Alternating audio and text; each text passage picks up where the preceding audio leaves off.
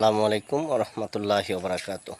সম্মানিত ভিউয়ার্স, আজকে একটা টপিক নিয়ে আলোচনা করব, সেটা হচ্ছে আমরা ফেসবুক অনেকেই কি কত টাকা মান্থলি পেয়ে থাকেন। এই পেমেন্টটা আপনারা শো করেন ফেসবুকেতে।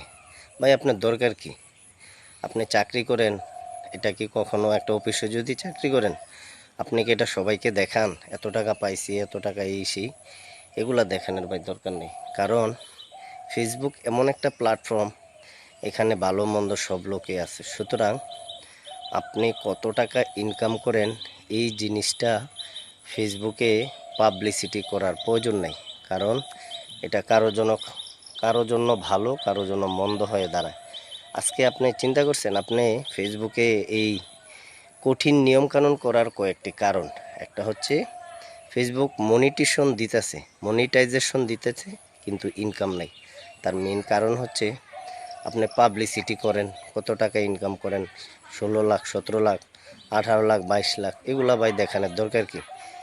এখন যিনি পথে বস্তা টোকায় সেও ফেসবুকে চলে আসতেছে।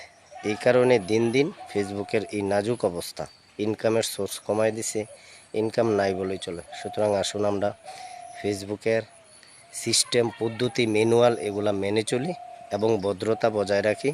কত টাকা ইনকাম করেন ভাই, এটা আপনার ব্যক্তিগত ব্যাপার, এটা আপনি দেখানোর দরকার নেই। সুতরাং আসুন আমরা ফেসবুকের রুলসগুলা মেনে চলি, নিয়মকানুন মেনে চলি, সৌহার্দ্যপূর্ণ আচরণ করি, সুসম্পর্ক রেখে একে অপরের সহযোগিতা কাম্য করি। আসসালামু আলাইকুম রহমতুল্লাহি ওয়া বারাকাতুহু। সবাই ভালো থাকবেন।